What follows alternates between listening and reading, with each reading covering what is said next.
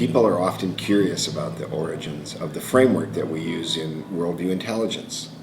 That framework is based upon the work of the Worldviews group that exists or was created by Leo Apostel at the University of Brussels in Brussels, Belgium.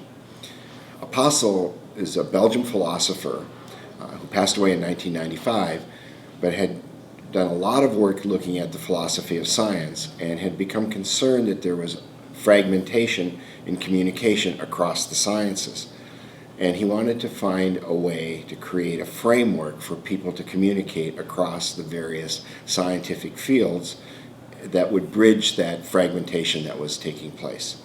So he invited a group of people from around the world to come together from many different disciplines, from philosophy to science to sociology to religious scholars, to explore how they could create a structure or a framework to bridge this communication gap that was taking place. This became the Worldviews group. And they worked for several years together to create what we've come to believe is a neutral or value-free framework to use to explore commonalities and differences in perspectives and worldviews, particularly amongst the sciences. During my research on my PhD, I came across the Apostel Framework, and after reading it and working with this, I realized that it had very practical applications. So the work of the Worldview group was at a high level, a very philosophical level.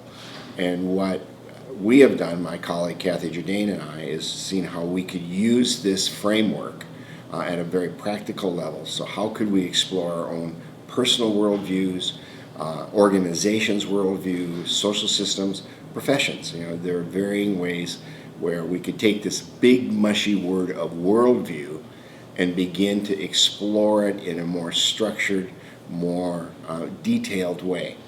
So Apostel offered that a worldview had 6 dimensions to it.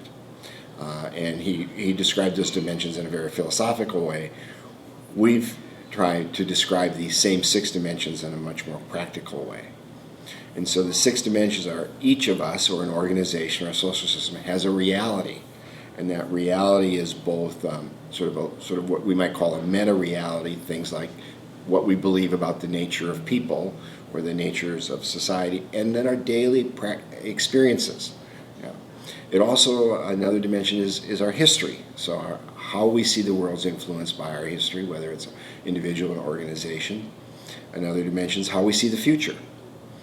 Another is our value system that we all have. And what's been interesting about the framework is we all say we have values, but we've really never given very much thought to them. And in particular, we've never really given much thought to how absolute we believe these values might be.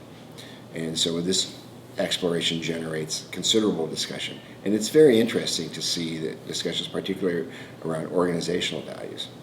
And then we all have practices, the way we go about living our lives, and the way we go about bringing those values alive in the world, the values that we hold. And then finally, the 6th dimension was how do we know what we know, in essence? So what do we believe are reliable sources of knowledge? But importantly, also, how do we know that our answers to the previous 6 dimensions are true or not? How do we know that's our history, our organization's history, or our society's history? And so when we take these 6 dimensions and use them as a way to explore worldviews, it becomes something that's structured, it's non-judgmental, it's value-free, and it really provides people an opportunity to dive much more deeply into their own self-awareness about their personal worldviews, someone else's worldview, or their organization or social systems worldviews.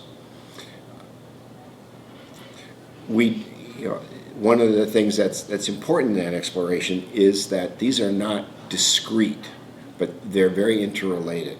So we can find connections between our values and our practices, between the reality of our daily experience and our history, and so on. So we invite people to explore these individually and to see the interconnections and interrelationships. Maybe one last little thing about the framework that has been really fascinating to work with is when we look at organizations. Because An organization's worldview is often not found in their mission statement or their vision statement.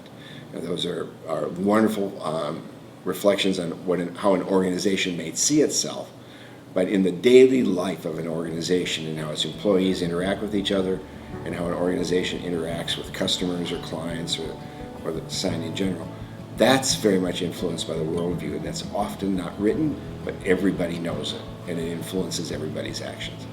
And that's been, for many of the participants in our workshops, really quite a fascinating exploration for them and general awareness about their organizations.